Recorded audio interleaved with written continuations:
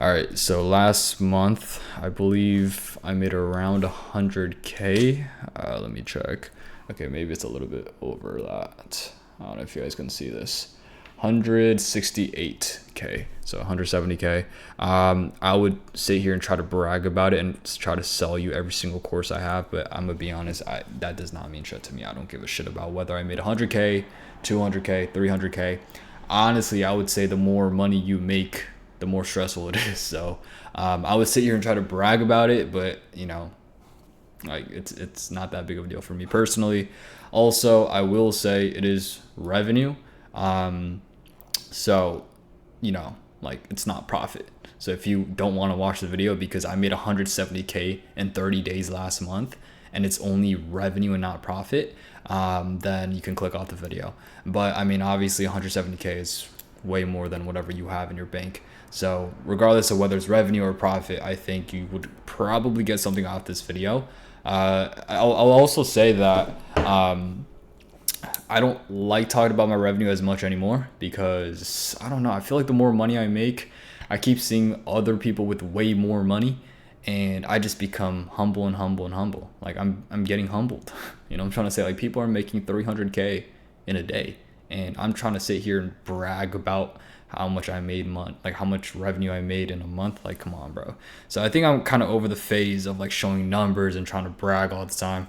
The reason why I did in the beginning of the video is because I feel like some of you guys, for some reason, I don't know, you're like, show me proof, bro. Have you watched any of my videos?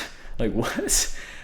So I mean, anyway, so that's for the new viewers that like think I'm just I don't know, somebody that's just talking out of their ass and that makes $2,000 per month with this brand. So today's video, I'm going to be explaining some tips and tricks that I would give to a mentee.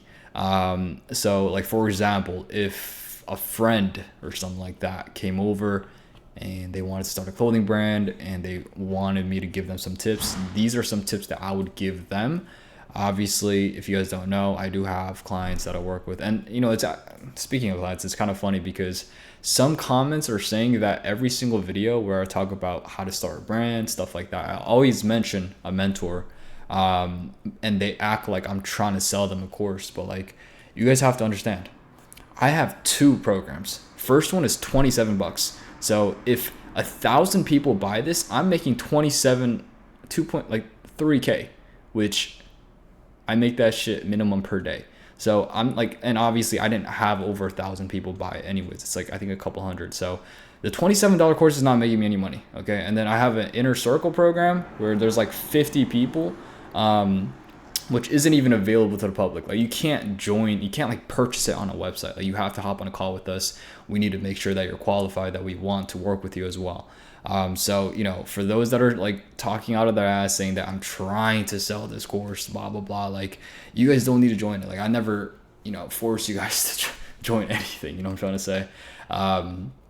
So anyways, as I was saying, I'm not going to talk about getting a mentor, buying a course, anything like that, because I'm the mentor in this situation, if that makes any sense. So, the first thing I would do, or the first thing I would tell the guy, is to choose a niche that's pretty specific, and it depends as well on like what the person probably has in mind, because I'm sure if you're trying to start a brand, you have something in mind. But I think the best route for success is to choose a niche that is very specific, that not a lot of people are doing, but objectively speaking, if somebody were to look at the product, it's good. So for example, like Japanese streetwear, or like Japanese type of style painting art in streetwear in the US. Like, that's pretty niche, but as long as you make the product pretty good objectively, I think you're not going to have an issue with that. And the main reason why I say niche down is because, you can definitely make a product that targets everybody. Like, there's no problem with that, but there's a difference between you niching down and making a product that's obviously in that niche, but also objectively good, versus a product that is just, it targets everybody. Like, anybody can, like, buy that product and wear it. And that's the main reason why I always say, like, do not drop anything minimalistic when you're first starting out, because you're pretty much throwing your money down the drain. So I would say niche down. Obviously, it doesn't have to be like a crazy ass niche that nobody's heard of, but the more specific, the better. Because obviously, it's very oversaturated. If you just start another Y2K brand, like, you're not going to get any success, or the percentage of you guys getting success is very low. So I would say niching down is probably the best bet for just most of you guys to increase the success that you guys have. And then the next thing, also, I'm just looking at a small little post-it note that I wrote some notes on. But next thing I would do is look at your circumstance. Be pretty objective. So, okay, like what I mean by this is like look at yourself, like look in the mirror. And I know like some of you guys are like fat, so you guys can't look in the mirror because like you're too wide, like you can't even fit in a mirror. You know what I'm trying to say? Okay, actually, I need to chill out. I think one of my clippers clipped a video of me saying that why are you fat and 500 pounds and you sit on the couch all day play video games, and I got a bunch of hate comments for that. So I think I need to chill out for a bit when it comes to the fat jokes, guys. I'm not fat phobic, okay? It's a joke, it's a joke. But look yourself in the mirror and think objectively, like, okay, what am I good at, what am I bad at, what are some things I'm lacking in, what can I improve on, and what does my brand look like? So obviously you should analyze yourself as the brand owner, because the brand reflects the brand owner. If the brand owner is competent, has a lot of skills, works hard, the brand will do well. If the brand owner is lazy, doesn't do the work, has no skills, the brand will obviously fail. So because of that, you need to look at yourself and analyze every single metric about yourself from a very objective point of view. And I'm going to be honest, you might think this is easy. It's not easy. It's very hard. It's actually the opposite. It's super hard. And 9 times out of 10, you're going to try to convince yourself that you're good at certain things. You're going to try to convince yourself that you have talent in specific things, which unfortunately is not the case. Like most of you guys are not talented at all. And I feel like the average person is not talented in a specific area unless you're like gifted with that when you were born. So the reason why you need to look at yourself and your circumstance from a very objective point of view is because that is how you're going to set up your game plan. So for example, let's say this person that I'm mentoring is an influencer. Well, obviously they have an advantage over regular people because they have a following. Compared to somebody that has a lot of money, they have an advantage because they have a lot of capital, so they can invest a lot of money.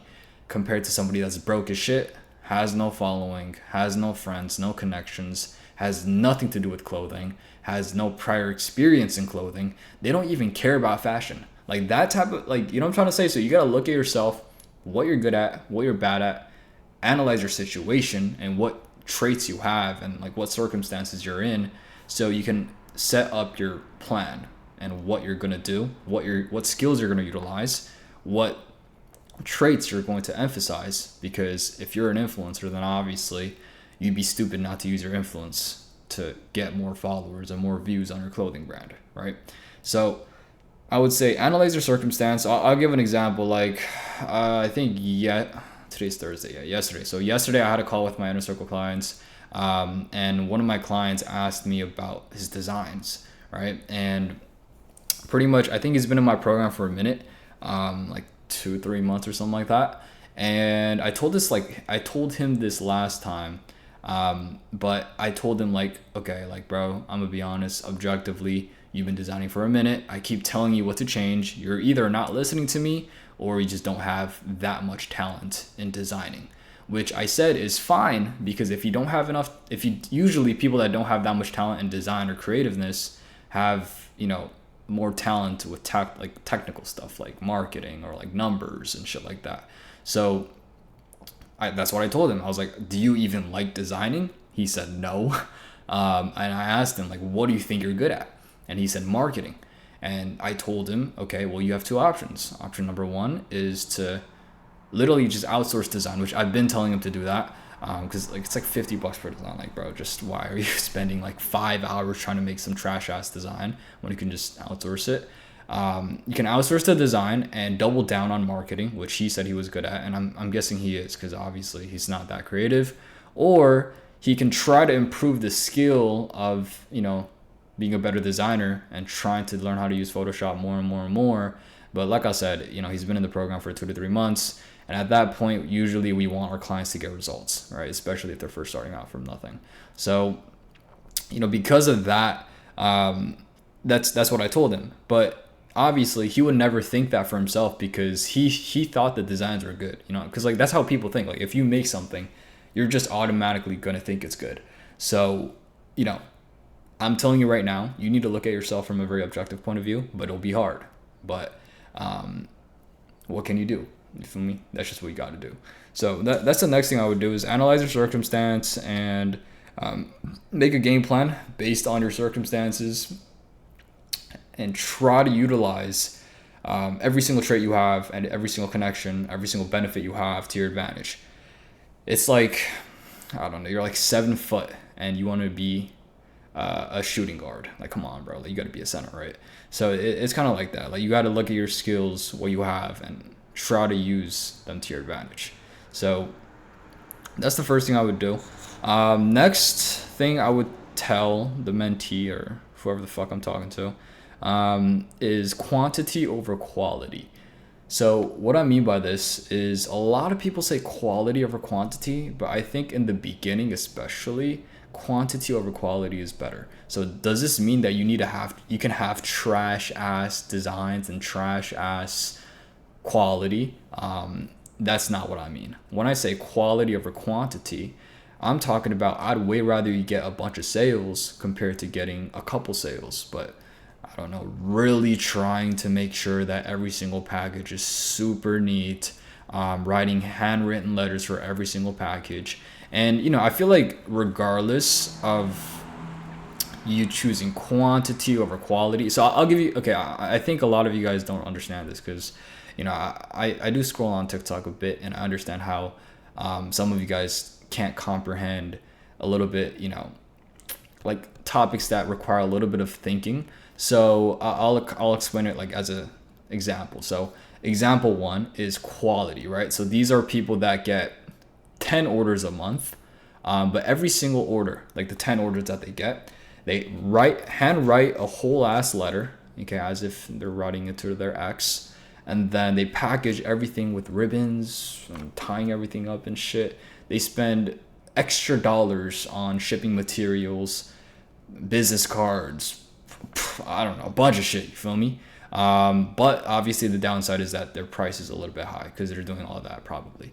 So that's brand number 1, okay, quality over quantity, because obviously they're not getting that many orders, right, because their price is a little bit higher.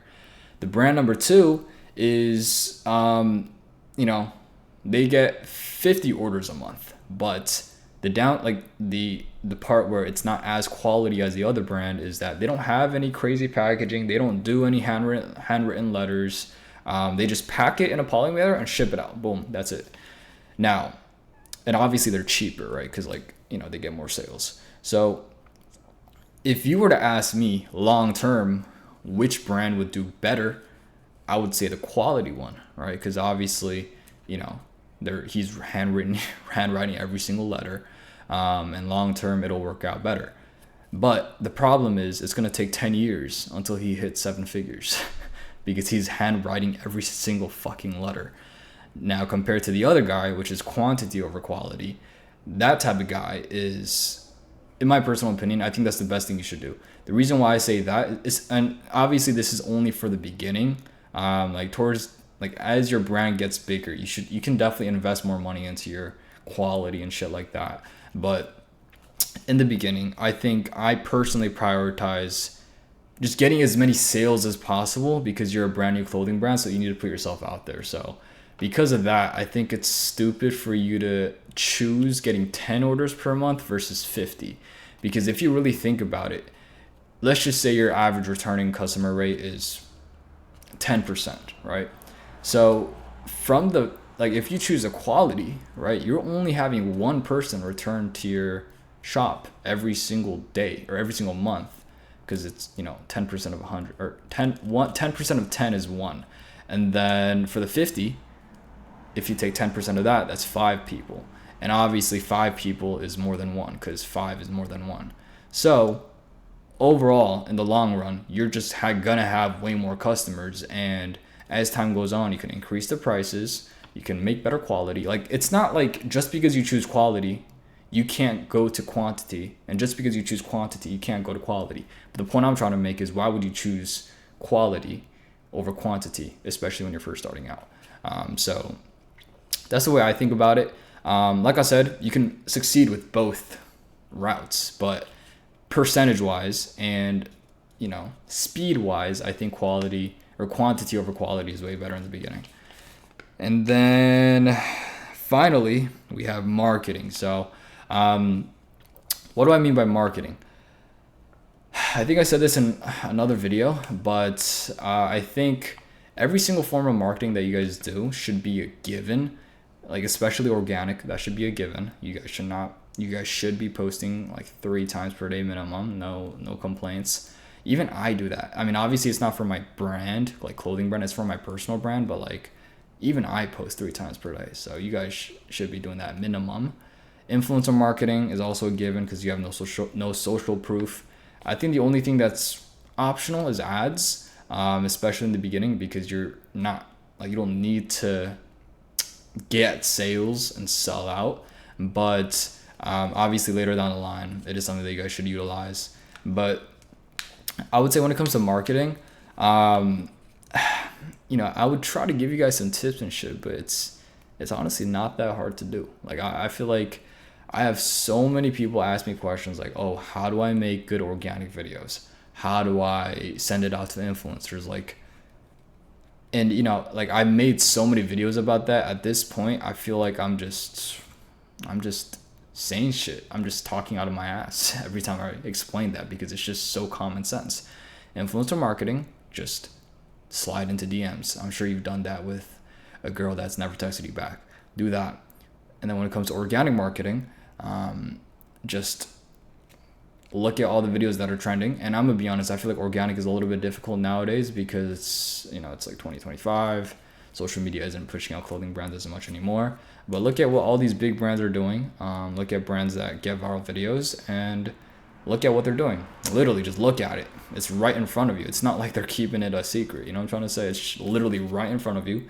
You can copy it. You can get inspiration from it. You can take it and have your own twist to it. It doesn't really matter. But the point I'm trying to make is, like, every single resource is out there for you. You can literally look at every single ad creative that other big brands use. You can look at websites that other big brands have. You can look at their videos that they post. You can look at the influencers that they send it to. Like, everything is in the public. So if you guys have any struggles with marketing, I feel like that's a skill issue, in my personal opinion. You're just not trying hard enough. But yeah, I mean, those are some tips that I would give you guys. I try to make it pretty specific because I think you guys like that a little bit better. But yeah, I mean, hopefully you guys enjoy this video, and I'll see you guys in the next one.